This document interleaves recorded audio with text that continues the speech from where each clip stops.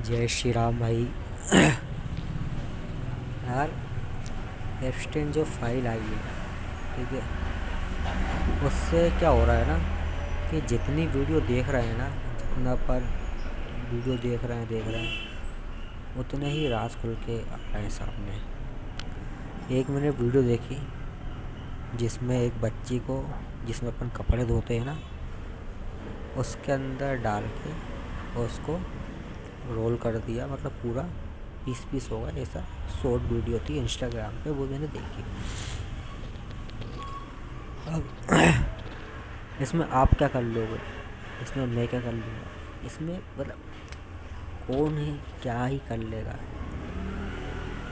अब वैक्सीन की भी बात हो रही है कि वैक्सीन जिसने भी वैक्सीन लगवाई है, धीरे धीरे उनको या तो अटैक आएगा या तो मर जाएंगे। और ये सब करा धरा है किसका है, मुझे बताने की ज़रूरत नहीं है।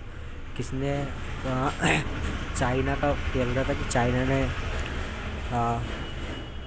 कोविड फैलाया है, लेकिन ऐसा है ही नहीं।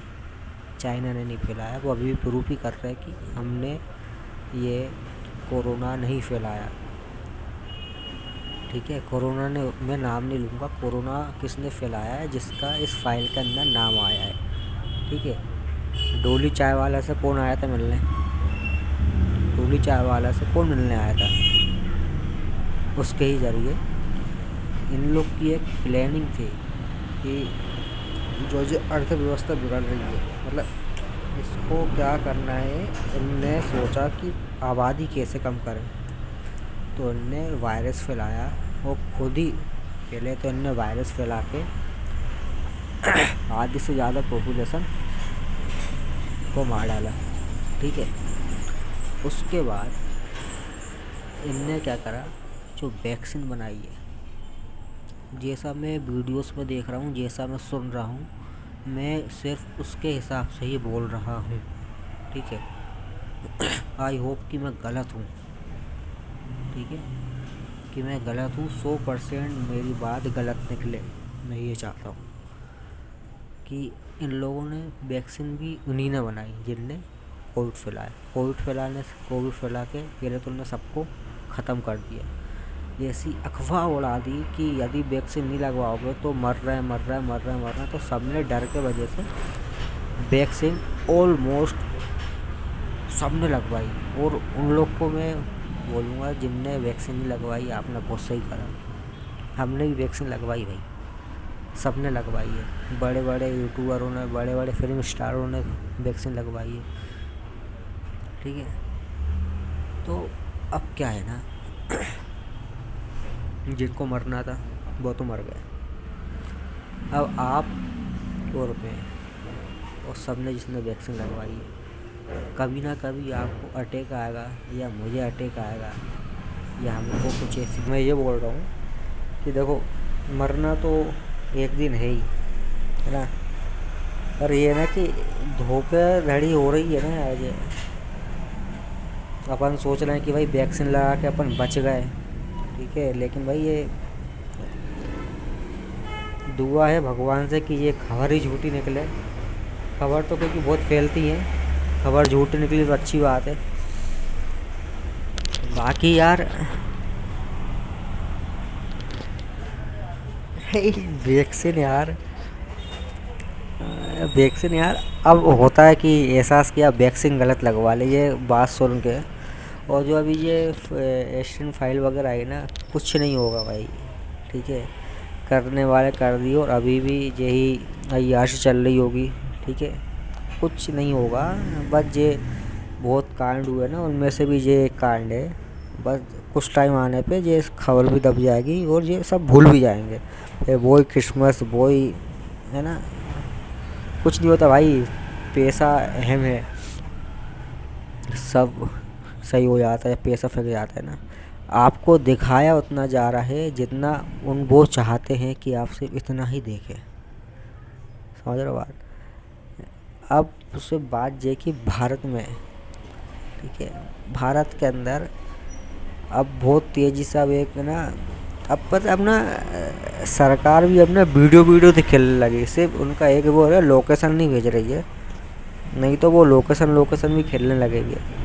अब जैसे कि मोदी जी के अपना वीडियो वायरल हुए ना, पुराने, जो मोदी जी का भी वीडियो वायरल हो रहा है पुराने वाले, है ना। अब ना राहुल गांधी के भी अब वीडियो हो रहे हैं। राहुल गांधी का कौन सा वीडियो, कि उसने एक लड़की के साथ रेप करा, बलात्कार करा, फिर उसकी फैमिली को डराया धमकाया ताकि बात दब जाए। ठीक है, चलो कम से कम मोदी जी ने कुछ भी करा हो, किसी का रेप तो नहीं करा। जो इसने करा है, उनने कुछ भी करा हो भाई, लेकिन उनने किसी का रेप तो नहीं करा। यही भाई, कुछ नहीं होगा। ये जो अफवाह उड़ रही हैं, कुछ टाइम का खेल है, कुछ टाइम बाद सब नॉर्मल हो जाता है। ठीक है ना।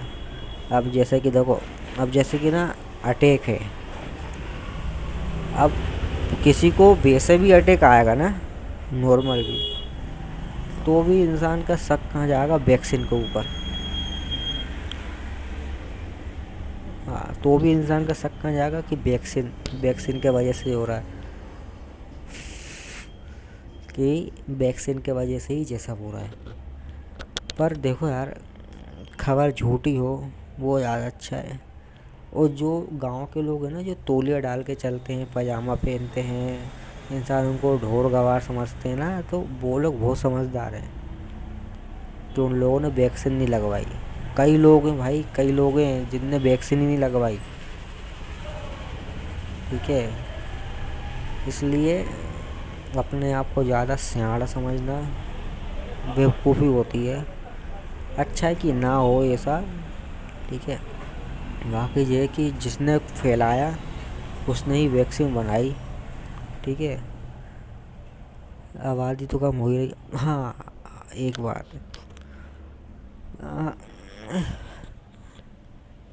कलयुग ना, मैंने कहीं सुना था कि कलयुग अपना प्रभाव 5000 साल बाद दिखाना आरंभ करेगा। समझ रहे हो।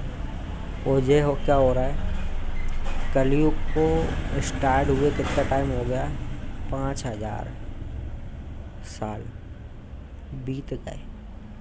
ठीक है, बीत गए 5000 साल। अब असर दिख रहा है ना कलयुग का।